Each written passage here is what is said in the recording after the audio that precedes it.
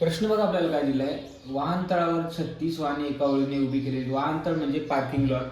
पहिल्या कारनंतर एक स्कूटर, दुसऱ्या कारनंतर 2 स्कूटर, तिसऱ्या कारनंतर 3 स्कूटर, अशा पद्धतीने वाहने उभी केलेली आहेत. बघा, एक कारनंतर एक स्कूटर, दुसऱ्या कारनंतर 2, तिसऱ्या कारनंतर 3 स्कूटर, अशी टोटल 36 वाहने उभी केलेली आहेत. ओळीच्या दुसऱ्या अर्ध्या भागात किती स्कूटर आहेत?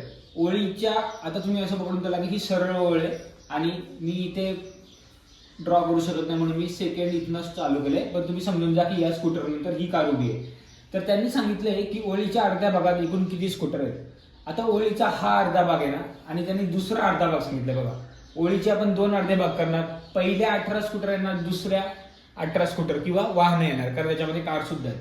मग आपण काय करूया माहितीये का, पहिली जे 18 वाहन आहेत ना त्यांना वेगळं करूया. बघा, इथून चालू केलं 1 2 3 4 5 6 7 8 9 10 11 12 13 14 15 16 17 18.